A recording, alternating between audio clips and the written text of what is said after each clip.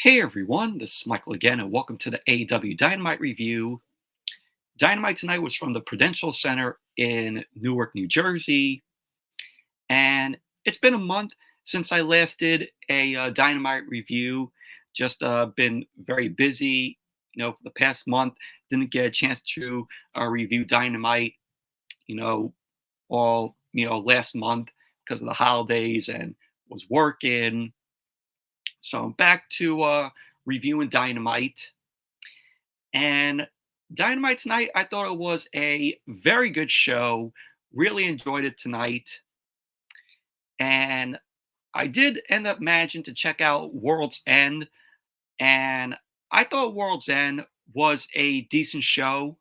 I just want to give my thoughts on the show for World's End. But I thought it was a decent show.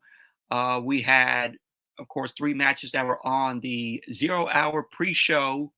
It was Will Nightingale versus Chris Statlander, which I thought it was a decent match, surprisingly.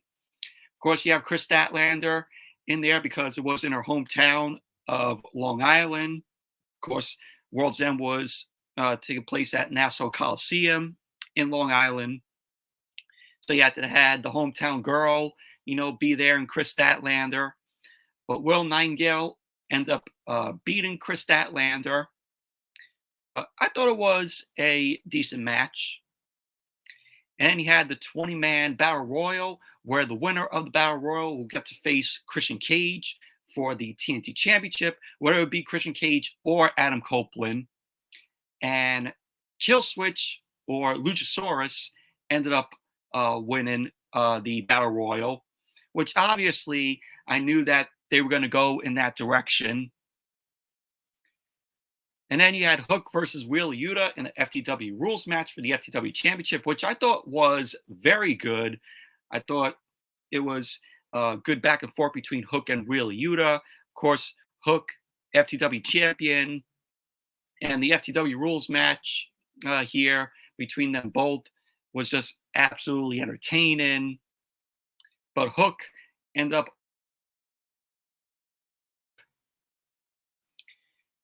And then we get into the main match card. So we had the 8-man tag team match, which kicked off World's End with the Blackpool Combat Club, Claudio Castagnoli and Bryan Danielson, and Mark Briscoe and Danny Garcia. They ended up taking on Brody King, Jay White, Jay Lethal, and Roosh. And I thought it was a okay match here between them. You got Claudio Castagnoli, Bryan Danielson, Mark Briscoe, and Danny Garcia ended up winning that match. And then you had Miro versus Andrade El Idolo, which was very good. You had CJ Perry, of course, at ringside. She accompanied Andrade El Idolo, and it was Andrade's last match in AEW. Andrade is no longer with AEW. And where Andrade goes, we all know he's probably going to head back to WWE. He is probably going to be a part of the SmackDown brand because, of course, his wife, Charlotte Flair, is on SmackDown. So Andrade, will be on his way back to WWE. And, when he does, he will be a part of the SmackDown brand. And, of course, he had CJ Perry in that match. She ended up, doing something to Andrade, and I was like, I knew that CJ Perry was going to do that. She was going to align with her husband Miro, but it was a very good match between Miro and Andrade. And then you had Timeless Toni Storm versus Hijo for the AEW Women's World Championship. Just a very good matchup here. Of course, Toni Storm ended up retaining the AEW Women's World Championship. You had Swerve Strickland versus Dustin Rhodes, which originally it was supposed to be Swerve versus Keith Lee, but the AEW doctors wouldn't clear Keith Lee to compete because he's injured. So they ended up replacing him with Dustin Rhodes, and it was just a very meh matchup. But I really did like how Dustin, looked with the face paint on him. It was like a two-face version that he did, which I thought was cool. So Swerve ended up winning that match.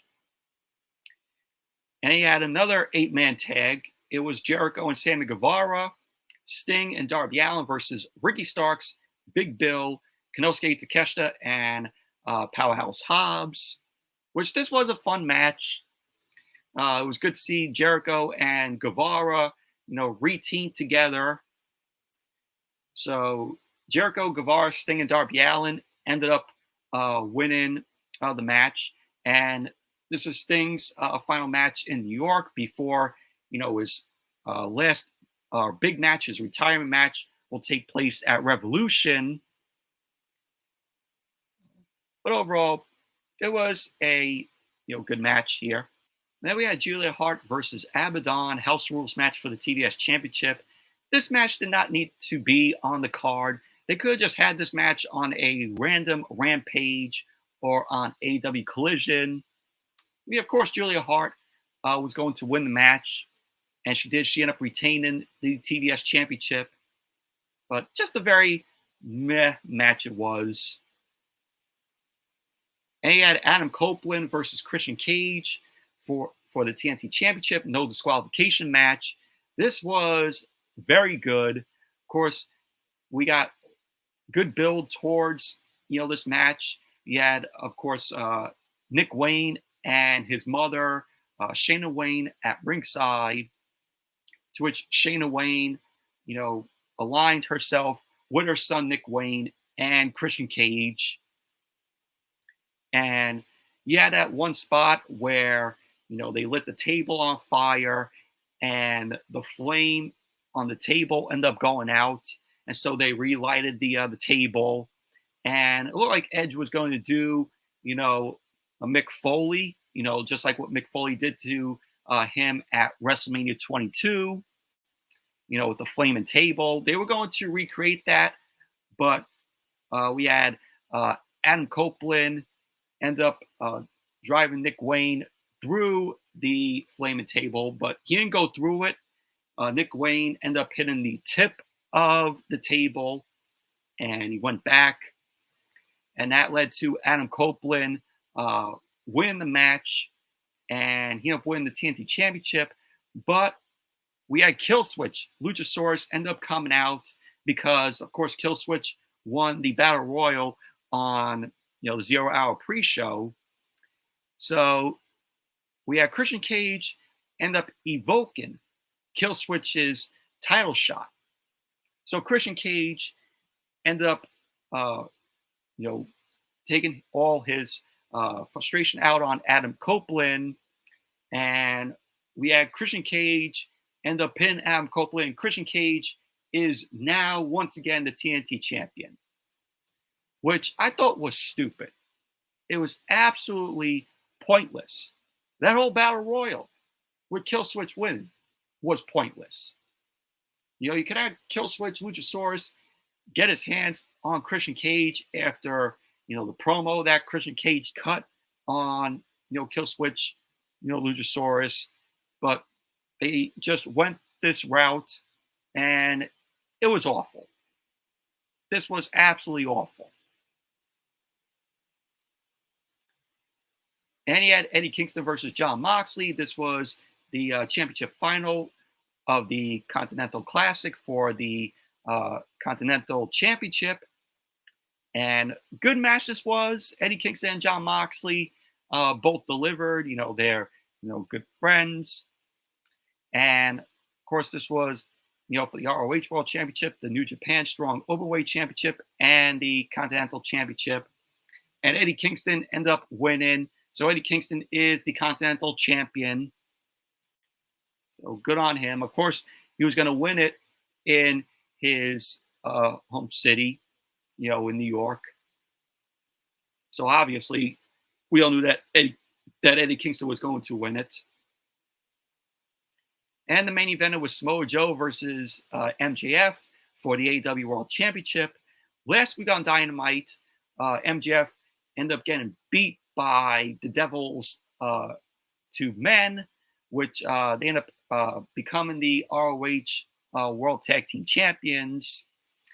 And MJF lost to Samoa Joe. Samoa Joe is the new AEW World Champion.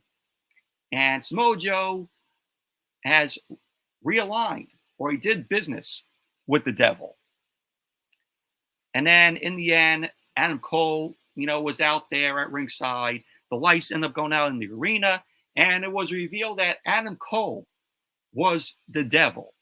And he had the Kingdom and Roderick Strong and Wardlow were the devil's, men. So it's Adam Cole, Wardlow, the Kingdom, Mike Bennett, Matt Taven, and also Roderick Strong. So, but obviously, we all knew that Adam Cole was going to be the devil. That was that. But overall, it was a good main event. Samoa Joe, was the new world champion. That's pretty cool. But overall, World's End, it was a decent show. Wasn't bad, but decent. But anyways, let's jump right into the Dynamite review. Of course, tonight on Dynamite, we had the International Championship on the line where Orange Cassidy defended the title against Dante Martin. This was announced at World's End. And we also had the in-ring debut of Mariah May, and she had taken on Queen Aminata. I think that's how you pronounce her name. Both these women, never seen them in the ring before. But, we got a chance to see them, tonight. We had Konosuke Takeshita versus Darby Allin. We had Trent Beretta versus Brian Cage versus Brian Keith and El Hijo del Vikingo. And the winner will get to face Eddie Kingston for the Continental Championship this Saturday on AEW Collision. And the main event, we had Swerve Strickland versus Danny Garcia. Overall, very good Dynamite this was tonight. So Dynamite opened up tonight, and we saw footage from last Saturday where Samoa Joe ended up standing by.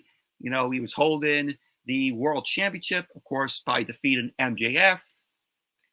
And Samoa Joe ended up talking about what MJF did to keep the World Championship back at Grand Slam.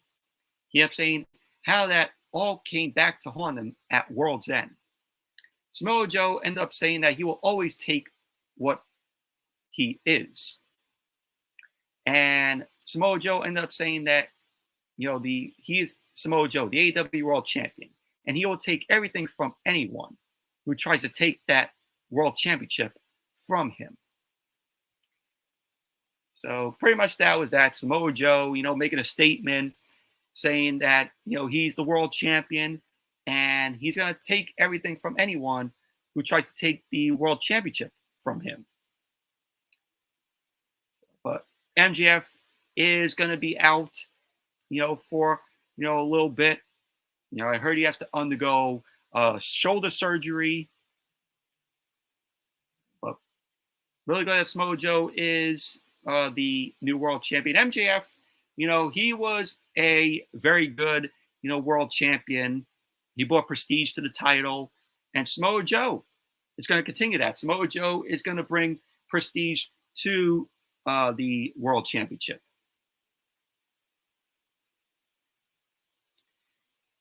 So then we had Adam Cole, the devil. And he came out alongside, the Kingdom, Mike Bennett, Matt Taven, Roderick Strong, and Wardlow. And what was really cool, they played Adam Cole's theme, and then they changed it up, and it said Undisputed on it. I was like, awesome. Reminds me of, the Undisputed Era. But unfortunately, they're calling themselves here the Undisputed Kingdom, which I think is a, cool name for the group here. So Adam Cole, he ended up coming down. He was still on crutches. He revealed the devil mask before entering the ring. So Roderick Strong got on the mic. Roderick Strong ended up telling the crowd in Newark to shut up and listen to his best friend, Adam. So Roderick Strong then ended up handing the mic off to Cole. Adam Cole got on the mic. He ended up asking the crowd, do they have any sympathy for him? He ended up saying, considering MJF is the guy who has made more enemies in AEW than anywhere else. He ended up saying that if he is truly the devil in light of all this, buy him a first-class ticket straight to hell.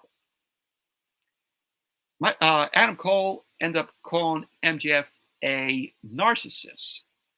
He ended up saying that MJF only cares about himself. Cole ended up saying that it's about time for a change in the company in AEW, and the locker room will thank him someday for what he did.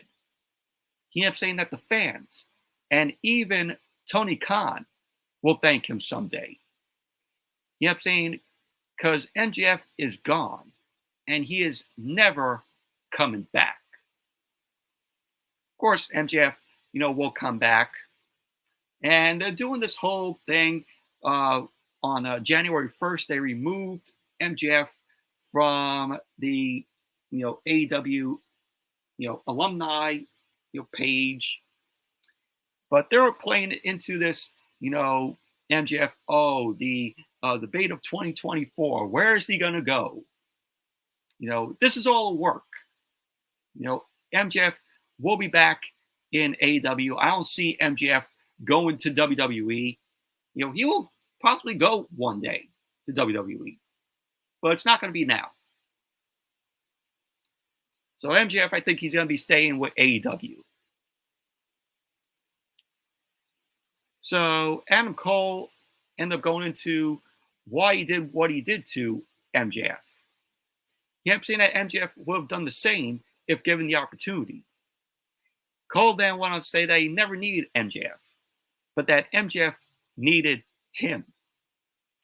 Adam Cole ended up saying that he sacrificed everything, including his damn ankle, for a friendship with the now former champion. So Adam Cole even called himself the reason that the fans started to like MJF. He then ended up revealing that he helped MJF save his world championship reign, only to bring it to an end.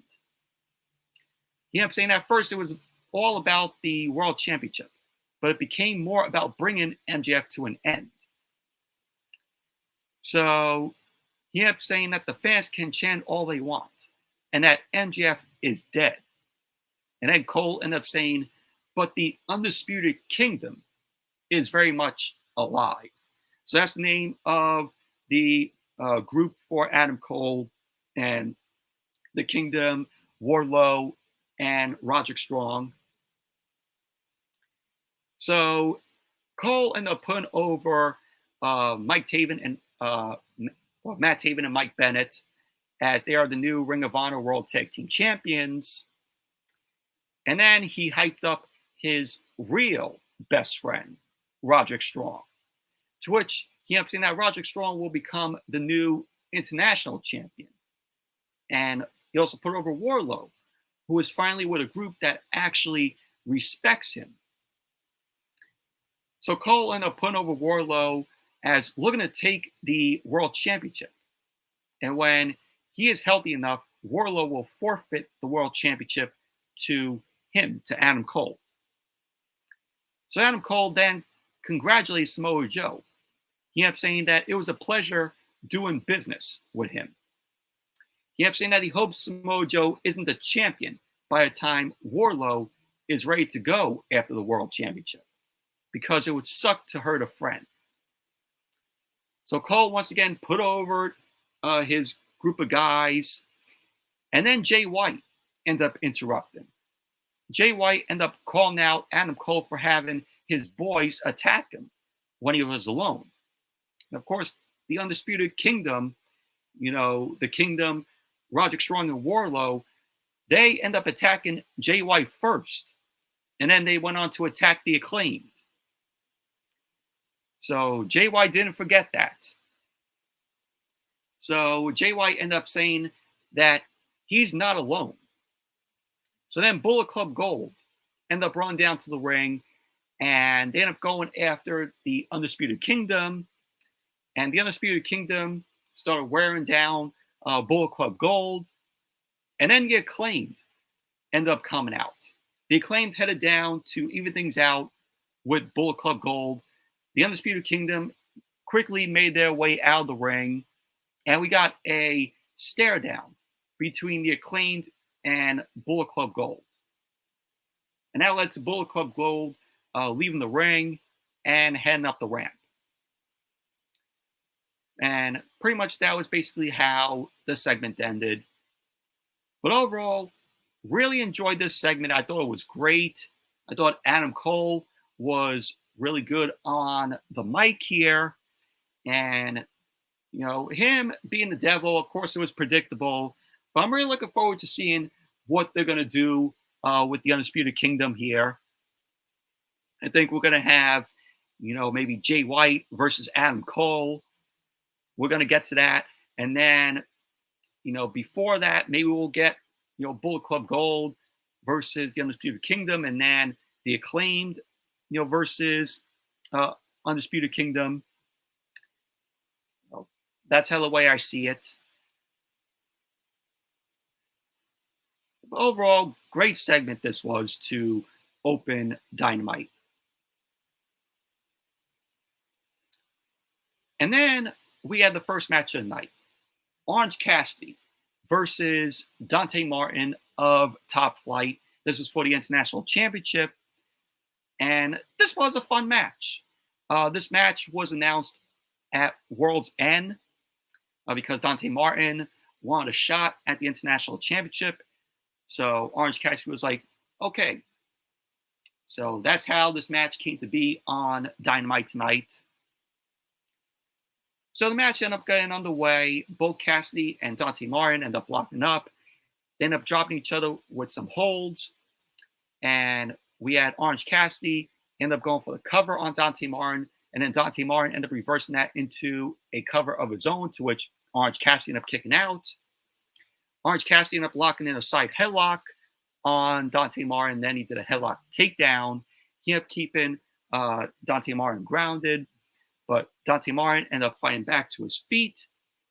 Orange Cassidy ended up going for a hand in his pocket, but ended up getting blocked by Dante. So Cassidy ended up catching Dante off guard. And we had another exchange of holds by the both of them, which led to a backslide by Dante Martin, to which Orange Cassidy ended up kicking out. And then Orange Cassidy ended up getting a near cradle of his own on Dante, to which Dante ended up kicking out. So Orange Cassidy ended up rolling out of the ring to take a breather.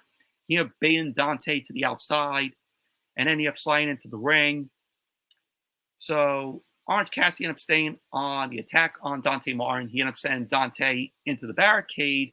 He then ended up taking a jog with his hands in his pockets, which led to a drop kick that sent Dante Martin into the barricade again. So Orange Cassidy ended up rolling into the ring to break the ref's count, and then he headed back out of the ring. And then Dante ended up catching Orange Cassidy. He delivered a suplex to Orange Cassidy on the floor. And then Dynamite went to commercial. Then when Dynamite came back from the commercial, Orange Cassidy was on the outside. He ended up taking a dive from Dante Martin. And then Dante Martin ended up bringing Cassidy back to the ring. He ended up going for the cover, and Cassidy ended up kicking out. So Dante Martin, he decided to take a page out of Orange Cassidy's book.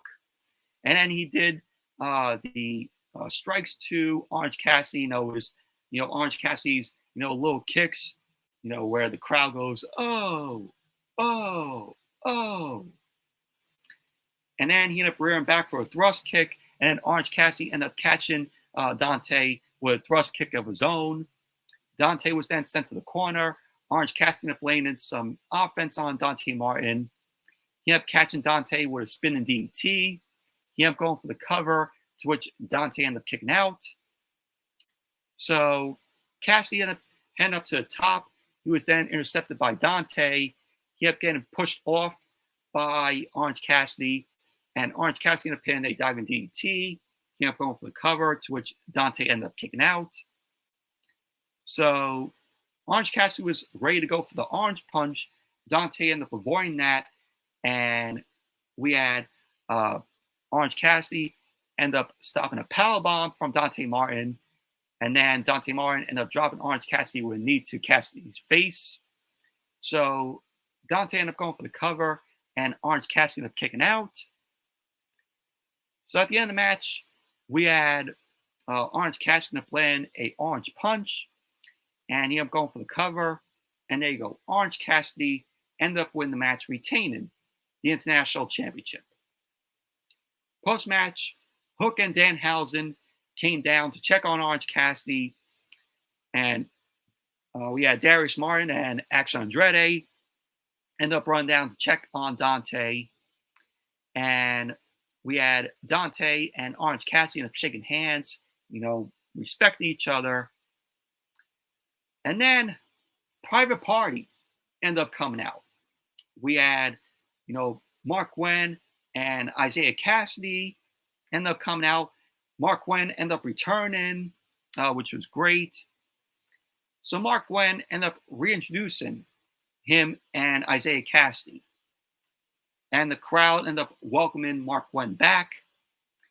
And Private Party ended up saying that the tag team division has been missing some flavor, some excitement, some Private Party. They end up saying that they put the rest of the tag team division on notice. They end up declaring new year, new champs. So that was basically that. But overall, this was a fun match between Orange Cassidy and Dante Martin, and Private Party, returned again. AEW is going to focus on the tag team division, right here.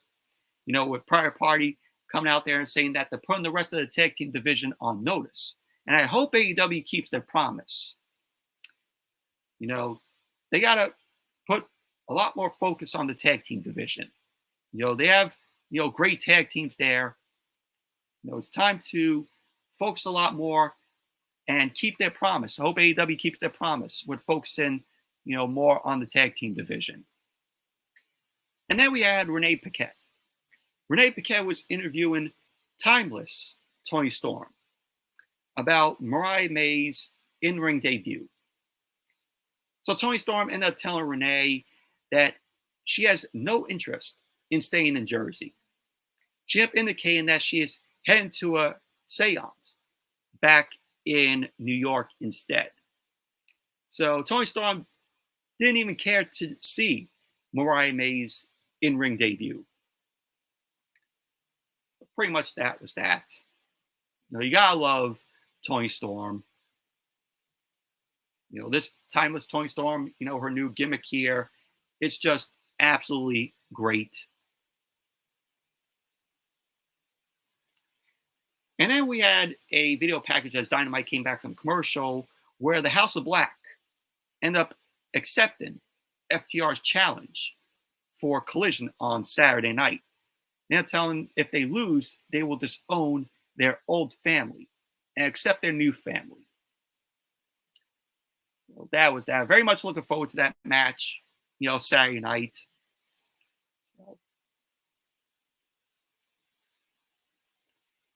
And then we saw Renee Paquette. She was interviewing Swerve Strickland about the main event with him versus Danny Garcia. So Swerve ended up talking up, his showing in the Continental Classic, saying that he respects that Danny Garcia is after the same thing Swerve is, and that is championship gold. Swerve ended up saying that Big Pressure is about making pain, not diamonds, and that Danny Garcia is going to feel it tonight. So Swerve then called out Samoa Joe, saying that he will go after championship gold this year. Swerve then walked away as Prince Nana ended up asking, "Whose house?" And pretty much that was that. So, Swerve Strickland is calling out Samoa Joe. He wants a shot at the World Championship. So that might come into play this year, with Swerve.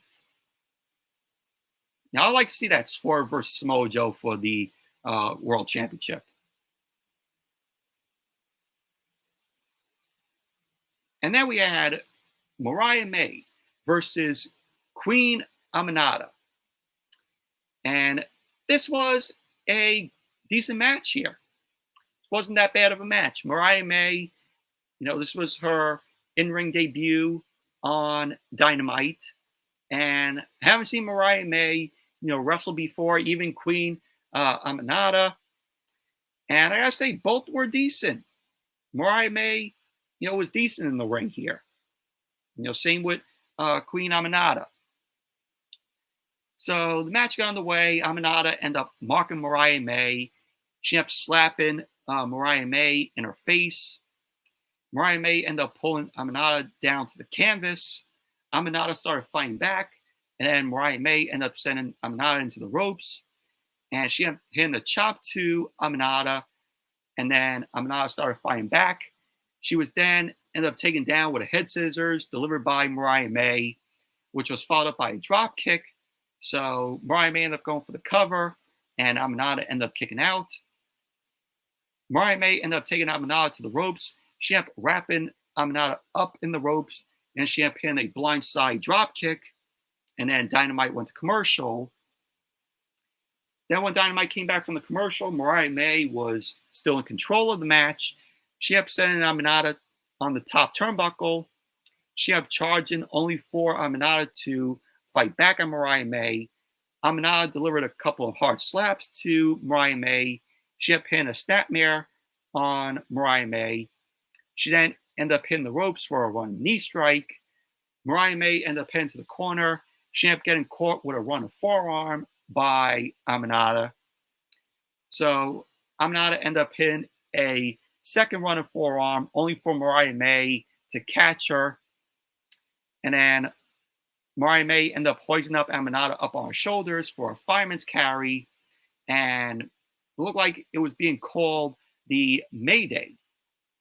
So that's, I guess, Mariah May's new finishing name, the Mayday.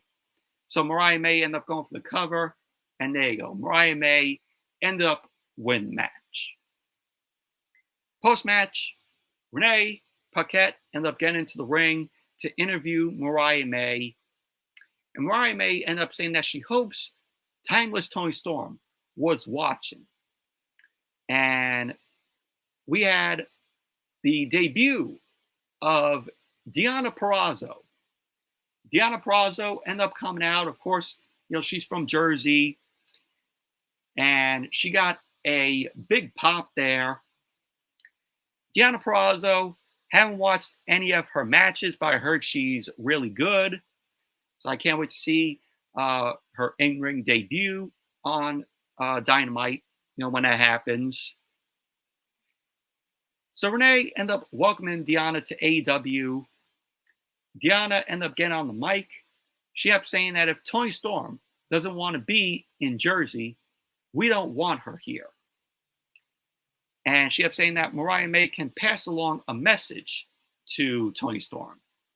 It doesn't matter where she runs to, and that she will find Toni Storm because she is all elite. And this is the age of the virtuosa. So Mariah May ended up letting DEONNA Purrazzo know that she is not the messenger and that she can tell Toni Storm herself. Mariah May ended up going for a slap, but it got blocked by Purrazzo. Purrazzo then walloped Mariah May with a slap of her own, which forced Mariah May to leave the ring, and that was basically that. But overall, this was a decent match between Queen Aminata and Mariah May. Both really delivered in this match here. I was entertained.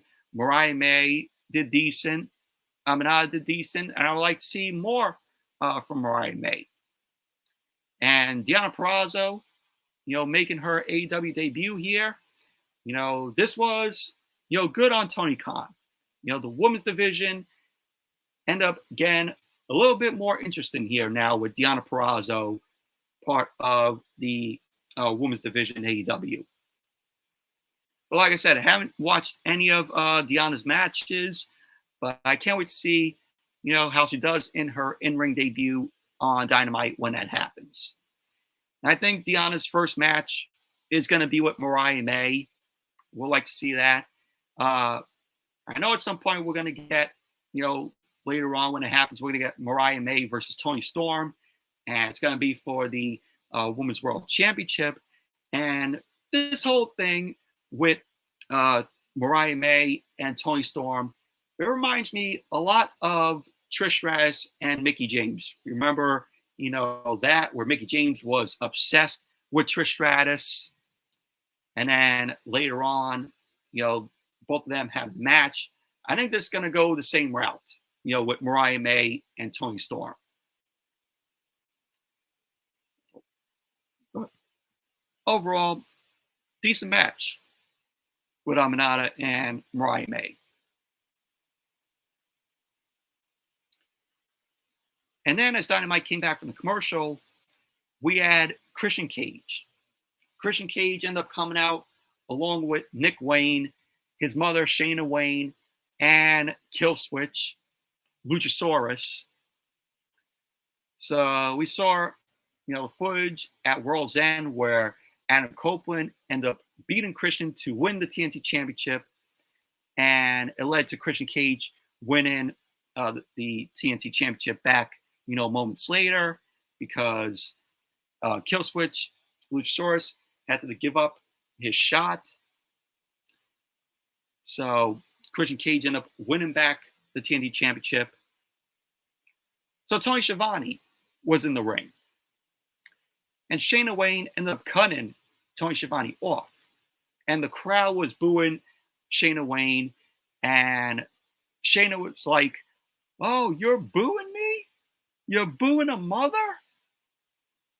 So she ended up demanding that the fans get on their feet and appreciate the patriarch, the greatest TNT champion that ever lived, Christian Cage. So Christian Cage got on the mic. Christian ended up addressing his reign as champion, and then Tony Schiavone tried to intervene on Christian Cage. Christian Cage ended up threatening a bit of discipline from, Shayna Wayne, and she ended up thanking her for her understanding. He ended up saying that a mother's work is never truly done. Christian Cage then ended up thanking his boy, Nick Wayne, for putting his body on the line, especially when Copeland put Nick Wayne through a flaming table. Well, he didn't go through the flaming table. He just went, on the edge of the table. He hit the edge of the table, and the table flipped over. So it was a botch, at World's End. Can you imagine seeing Nick Wayne go through that flaming table, going straight through the flaming table? I think they were planning to do that, but it was botched. But Christian Cage ended up saying, that Nick Wayne, put his body on the line, going through a flaming table, and for a sacrifice. So Christian Cage ended up saying that he loves Nick. So Christian Cage then ended up thanking the man that sealed the victory and put the final nail in the coffin of Adam Copeland. He ended up looking at Killswitch, Luchasaurus, but Christian Cage ended up thanking himself, which pretty much basically this got a Luchasaurus chant from the crowd. So Christian Cage ended up saying that it's his duty to address Adam Copeland for hopefully the final time. Christian ended up saying that Adam Copeland has to go to the back of the line, and that there are no more shots, there are no more TNT Championship shots for him, and that he has to look at himself in the mirror and realize deep down inside that Christian is superior.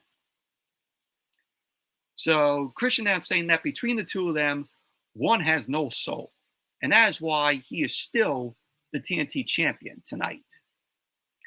Christian ended up saying that he hopes that everyone watching understands what he has done to make this the most important title in the company.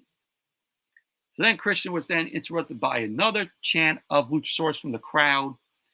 And he ended up replying that his name is Killswitch now. He ended up saying that he and his patriarch are the face of the company, now and forever. So pretty much that was basically that. I thought this was a good segment here. Christian Cage, he's still coming out there saying that, he's the greatest TNT champion and that Adam Copeland has to go to the back of the line. And he puts himself over, when he was looking at, Killswitch Luchasaurus, which, that is planting little seeds there. Maybe, we're going to get, Killswitch Luchasaurus versus Christian Cage. So that's going to come in the near future. I think it's going to be for the TNT Championship. Since Killswitch didn't even get, or Luchasaurus didn't even get a shot at the TNT Championship because of Christian, which we saw at World's End.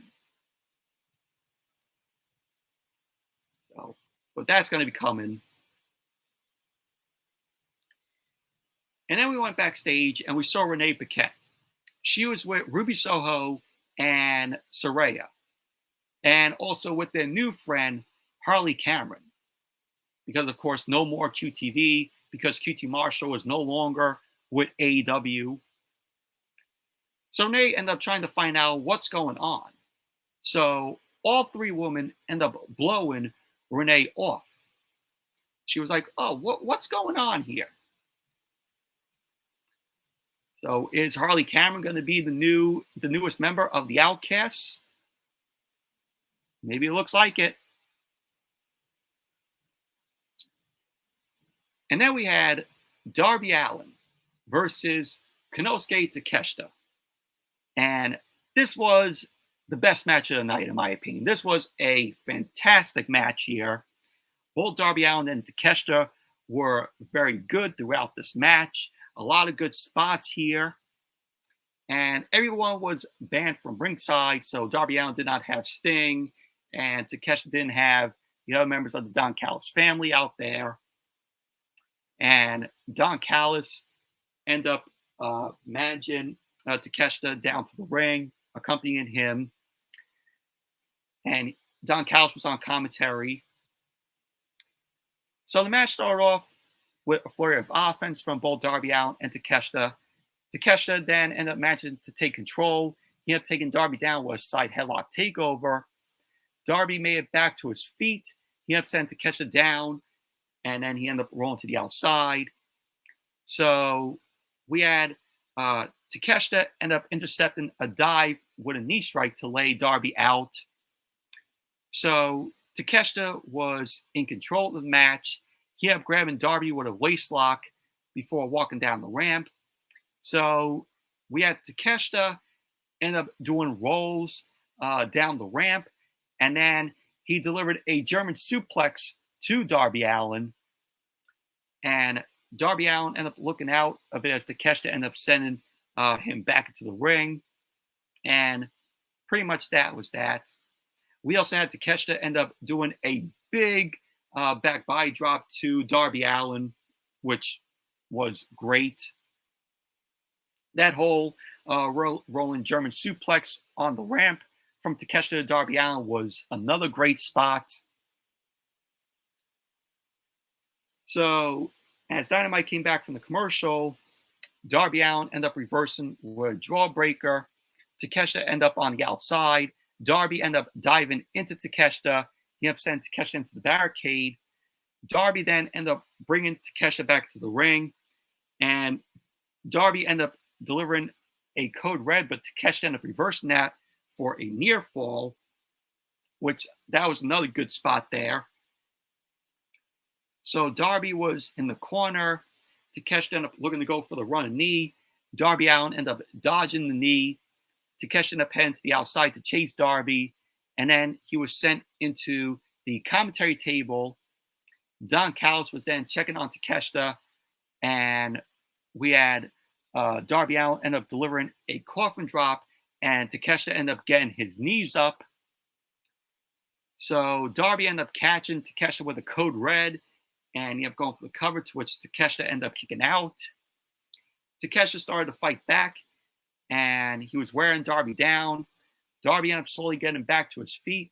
He had managed to catch Takeshita with a small package and some near falls.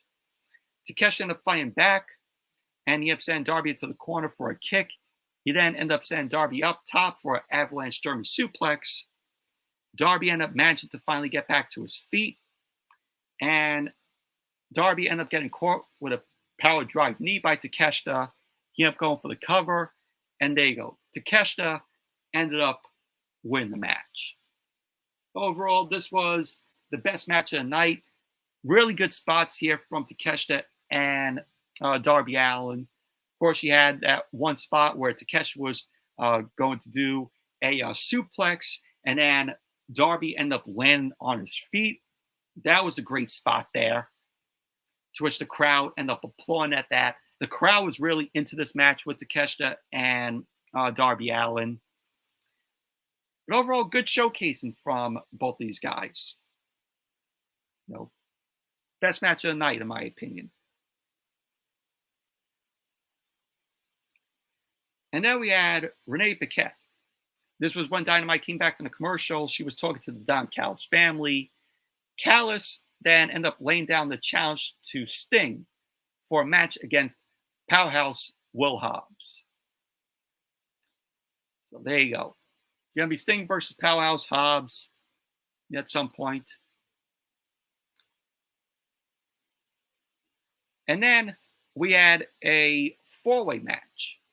Trent Beretta versus Brian Cage versus Brian Keith versus El Hijo del Vikingo. And the winner of the match earns a shot at the Continental Crown Championship, and the match will take place on AEW Collision this Saturday night. And this was a good match here. Match started off with a little chaos between the four men here, and all of them were on the outside. Brian Cage ended up taking down Trent Beretta with a suplex, and we had Trent Beretta end up win the match, and Trent Beretta is going to face Eddie Kingston for the Continental Crown Championship, or the Continental Championship, this Saturday on AEW Collision. So should be a good match between Eddie Kingston and Trent Beretta. Of course, you already know how it's going to go. Eddie Kingston is going to win the match and retain the Continental Championship. I mean, he just won it at World's End. No way he's losing it on Saturday. But it was, a good match, a good four-way match. And then we had Hangman Page. Hangman Page was backstage. He ended up looking to deal with the fallout of Adam Cole's reveal as the Devil. So Page wants to get his hands on Adam Cole. Main event, Swerve Strickland versus Danny Garcia. This was a good main event here. Of course, you had Prince Nana accompanying Danny Garcia down.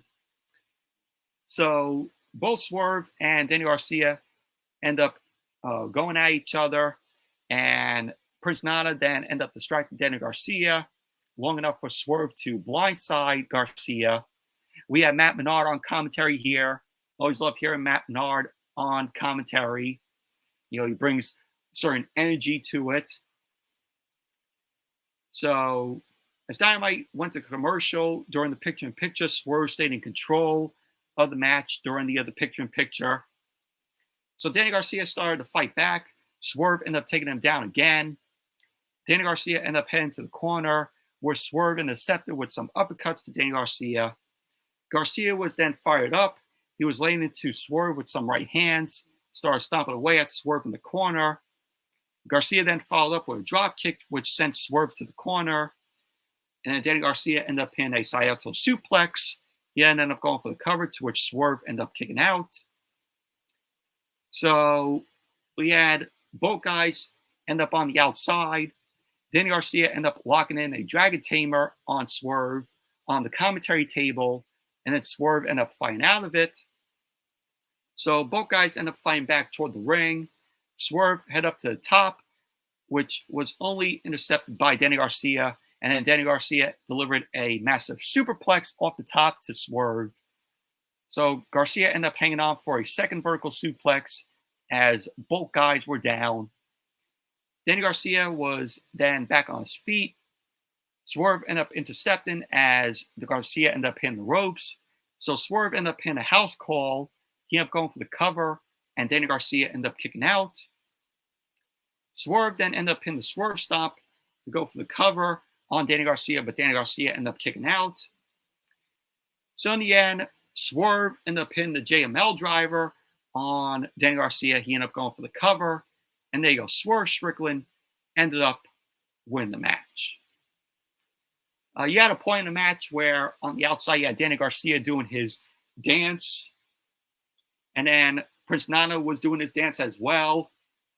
So we had Prince Nana and Danny Garcia doing their dance moves for a second. Post-match, Swerve ended up offering a hand to Danny Garcia, show of sportsmanship, but it was a ruse.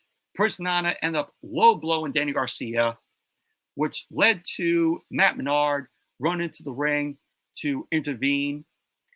But then we had Swerve end up low-blowing Matt Menard, and Prince Nana got on the mic.